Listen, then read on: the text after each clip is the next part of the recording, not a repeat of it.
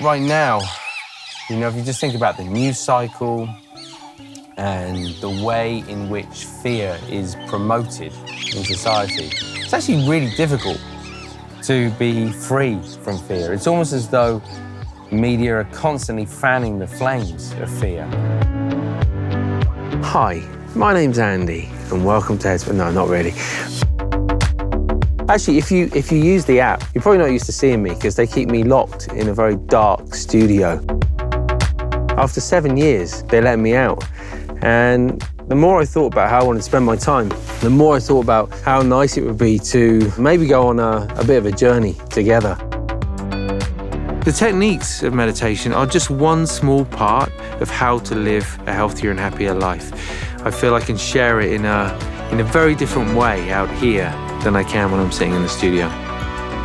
And that's it, really. So, shall we go?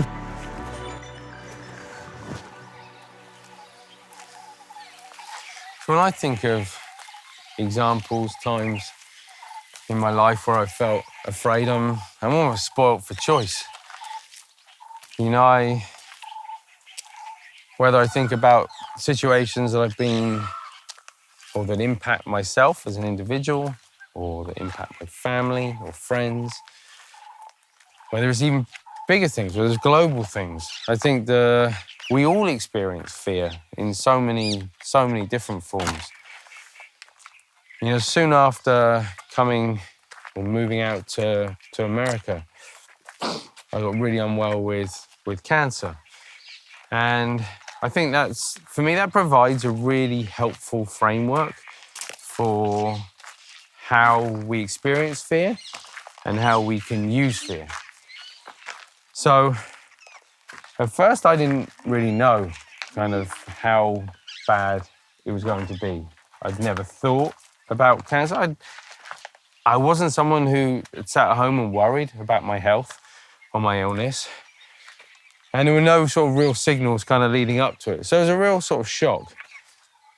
And in those sort of few days and then the following kind of weeks and months, there was definitely some fear. I think you sit in front of a doctor and they tell you sort of, look, you may not be able to have children. You don't know how bad this is. It may have spread. You're going to need operations. You're going to need chemotherapy. I think it's very, very difficult to not experience fear. I personally wouldn't even want to not experience fear in that situation. I feel like fear is the appropriate response. So if our physical well-being, if our emotional well-being is under threat in some way, that's a signal. And sometimes we kind of need to listen to that. Had I not listened to it, I wouldn't have even gone to the doctors in the first place. So again, fear can be really, really helpful. But once I had the information, there was a choice. And there's a lot of uncertainty with cancer, with any kind of physical kind of illness. The doctor didn't have the answers. I didn't have the answers. And I could have either listened to some of the worst case scenarios that he was playing out.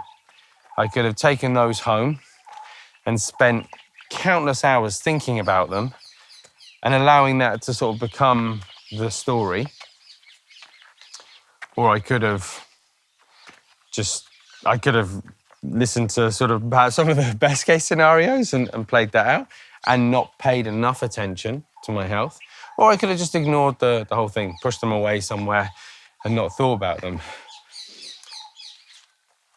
I think the training in mindfulness for me, what it showed me was that there was the possibility to create a space where all of this stuff was welcome, where none of it was rejected, where none of it was encouraged, but where I could experience those things. And some days that meant sitting down and tears would come. And of course, they were tears of fear, of sadness, anxiety, so many different things kind of wrapped up in it. On other days, I'd sit down and actually I felt very happy. Couldn't really say why. Didn't have a lot of reason to be happy at the time, but for some reason I was. And sitting down and watching those changing emotions day after day showed me that fear isn't something that is permanent. It's not something that's kind of locked in. It's something that tends to sort of come and go. But that's not usually how we think about it. It's almost as though we have an idea of fear and we kind of go back to it and we remind ourselves of what it feels like. And because of that, every time we go there in our mind, and because we always find it, because we are looking for it, we have a sense that fear is kind of ever present. So for me, during that period of time, it really allowed me to sort of train in that art, if you like, of being present and then not getting swept away and not resisting.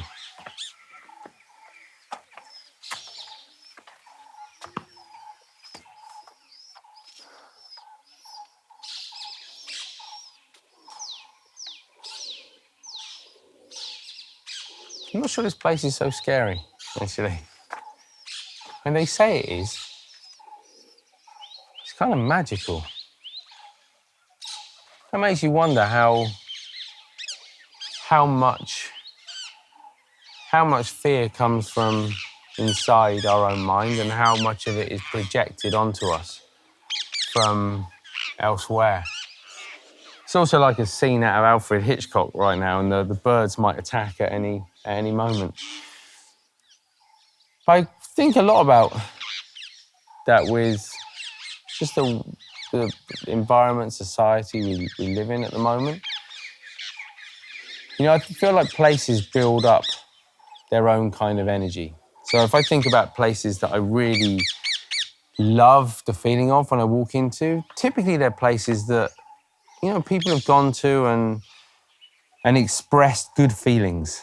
They've gone to, there's a sense of reverence to them. So if you walk into any sort of, doesn't matter whether it's a temple or a church or something, even if you forget about the religious kind of context of it, just the feeling of that environment, there's something very particular about it.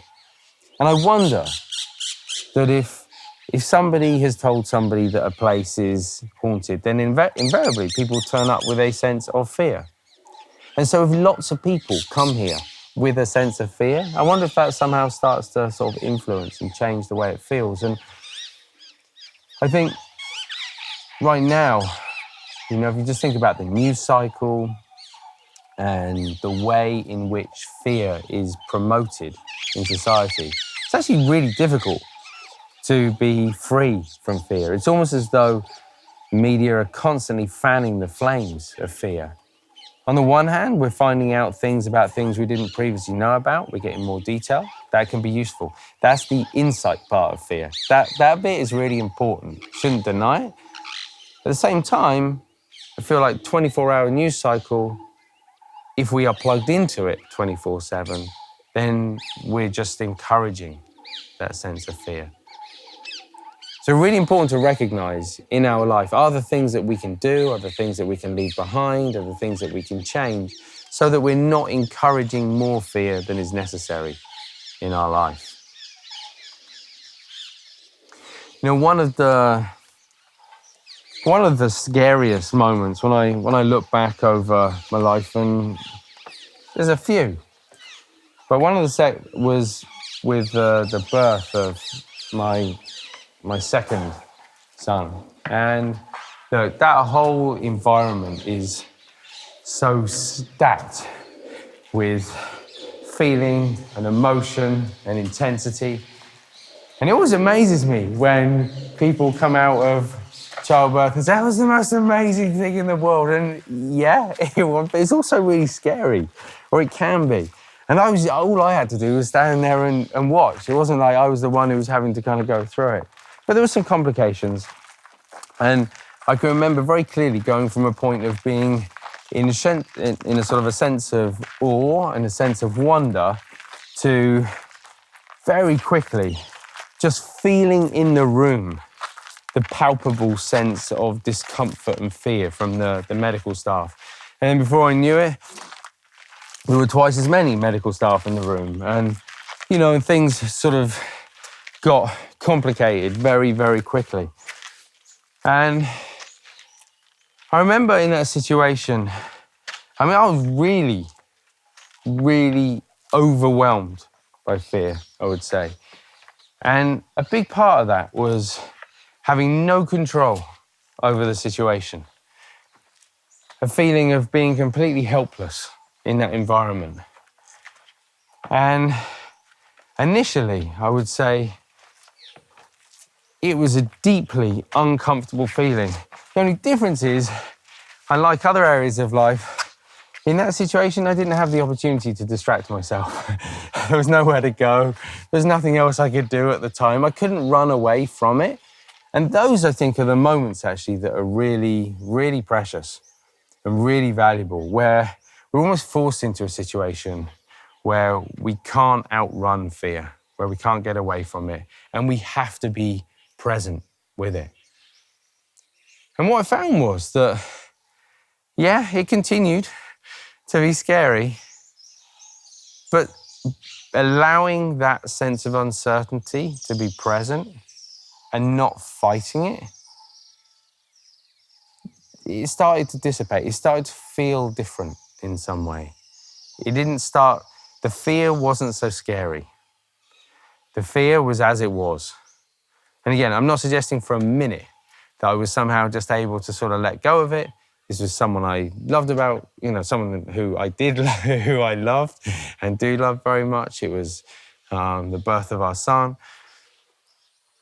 But there was definitely a change in the relationship to fear. When I remember really clearly, to begin with, my initial reaction was actually to fight it, to push against it. And I felt so full of emotion. I remember kind of tears coming into my eyes, and that was the sort of the panic response. It was almost as though I'd met fear with so much resistance that it created this sort of sense, this building sense of emotion inside of me. So much so that I didn't kind of know what to do with it. But as soon as I stepped out of the way, as soon as I stopped kind of thinking about what might happen and what could happen, that disappeared. There was no tension to fight the fear. So there was just fear. And in many ways, that comes back to the very heart of all meditation teaching, actually. There's a really nice Zen saying, and again, forget about any sort of religious sort of context to this, but in Zen meditation, they talk about, sitting and experiencing different emotions. And it doesn't matter whether we're happy Buddha, sad Buddha, angry Buddha, fearful Buddha. The point is, everything is equally relevant. Everything is equally valuable. In our mind, we tend to split out the things that we like, the emotions that we like, rather than simply creating an environment where we can witness life unfolding. But that's the value. Because if we're always running away from it, or if we're always getting lost in it, then we will never, ever have the chance to understand it, to be at ease with it.